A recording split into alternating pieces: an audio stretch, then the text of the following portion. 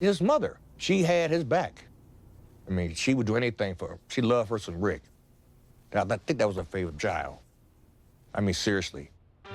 In Canada, the kid with the buck teeth and the big voice caught the attention of some up-and-coming rock and rollers trying to capitalize on the R&B craze.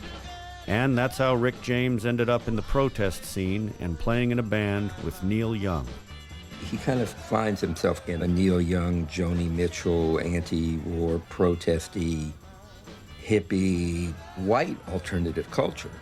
He fronted a band called the Mina Birds with Neil Young on guitar, as well as other founding members of Buffalo Springfield and Steppenwolf. Mina Birds might have worked if he hadn't been caught by the Navy for going AWOL and put into jail. I think he spent a month in Brig. Then he got some type of discharge. I don't think it was dishonorable, but I don't think it was honorable either. And then he was free. He didn't have to hide no more. And within a year's time, he was signed at Motown and doing his thing. He wrote and produced records for acts like the Miracles and the Spinners. He worked in Los Angeles as a session musician for Berry Gordy playing bass. And he watched Neil Young become a rock star. Rick came from the 60s. He's thinking, I need to be a rock star, but I need to be a black rock star. He's like, you know what? This needs to happen. There needs to be a black guy on the same caliber as Mick Jagger, on the same caliber as Roger Daltrey, on the same caliber as David Bowie. He needs to be like that. He was reportedly considered to play bass for Crosby, Stills, Nash & Young, but lost the gig to a guy he introduced to the group, Greg Reeves. After that, the whole thing implodes, and he winds up going back home. One day, I'm sitting there, me and my old lady up in the crib on Utica Street, and all of a sudden, somebody, ringing the door. Who the hell? I look outside, and I see a white Mercedes-Benz. I said, who the hell do I know that drives a Benz? So I went and said, and he said, it's Jim, because that's what they call him when we were kids. And I buzzed him upstairs. Man, he came in, and he had on beautiful fur coat and shit, hat broke down, looking real nice, and asked me, did I still have my band? I said, yeah, I still have a band. He asked me what was going on as far as music, so the first thing I played for him was some classic funk, as it were. James Brown, Bootsy Collins, and Funkadelic. And then Rick stopped. Said, man, we can do better than that. I said, shit, I'm down there. And the rest is history, man. We got together and they kicked that ass. Quite well. Quite well. The Stone City Band was led by Levi on keys, with a full rhythm section, horn section, and backup singers.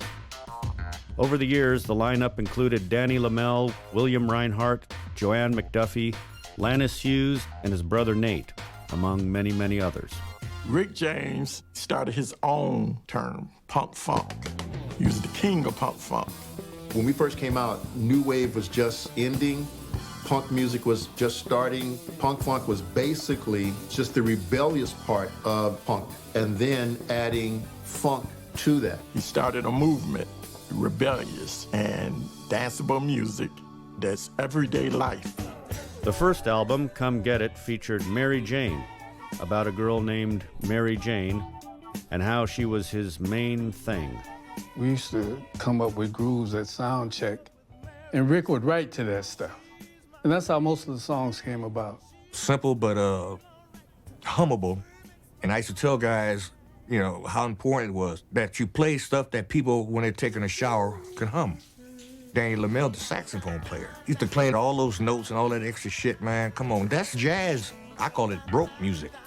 Because the guys that did that shit really didn't make any money. So fuck the broke music shit. Play some shit that they can hum. I'm in love with Mary Jane. She's my main thing. She makes me feel alright. She makes my heart sing. And when I'm feeling low, she comes as no surprise. Turns me on with her love. Takes me to paradise. Rick reportedly financed Come Get It with help from his mom by hitting up Betty's mob connections. We had a meeting with Vincenzo and all them other banana nose motherfuckers. If I'm from Buffalo, I can say that shit. There was a lot of, we want to shoot you motherfuckers. That happened a lot, man. He just made everybody producers before it was even, commonplace. I mean, it got much crazier after that with all these hip-hop motherfuckers, man.